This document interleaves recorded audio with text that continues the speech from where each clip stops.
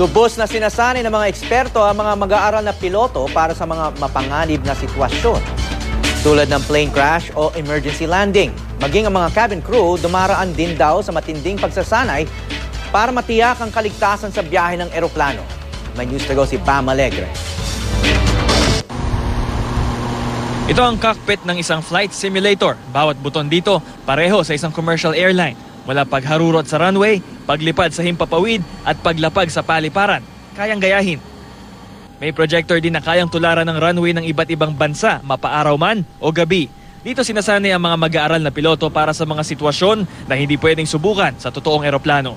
Katulad ng emergency landing o plane crash. It's imperative that the flight crew should secure the so-called flight deck or the commonly known as the cockpit, because you don't want unauthorized persons, especially terrorists, to enter the control area.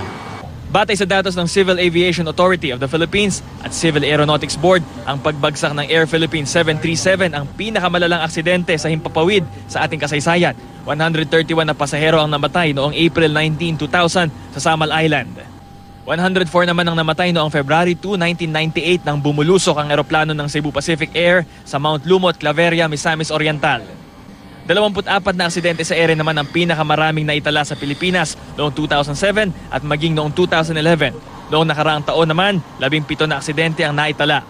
Maging mga flight attendant, mabusisi rin ang pagsasanay para sa kaligtasan ng mga pasahero.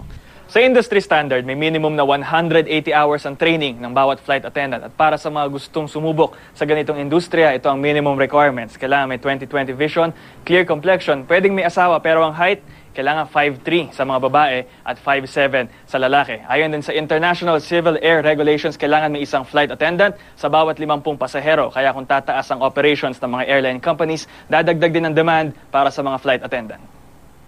Lagi man sila nakapustura at nakangiti, pinaghahandaan nila ang bawat sitwasyon katulad ng emergency landing. Please study the safety cards found in the seat pocket in front of you.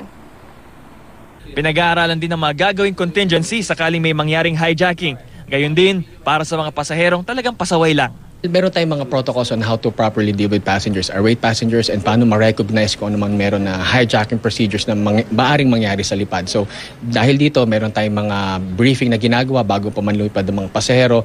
Patience, kailangan yan sa mga sobrang irate na passengers, yung mga makukulit na passengers, lalo na yung mga lasing minsan, di ba? Maraming mga ganyan. So, well, akala nung iba, yung mga flight attendant, puro paganda lang, arte lang. Well, hindi. Number one na duty namin is safety ng pasahero. Ang pinaka-priority dito sa safety ng mga pasahero kasi buhay ang pinag-uusapan. Hindi lang yan basta travel around the world eh. Ano yan eh, ikaw yung magsaserve ng food, ikaw yung mag-check ng security ng passengers. Marami kang role sa isang job. Pam Alegre, GMA News.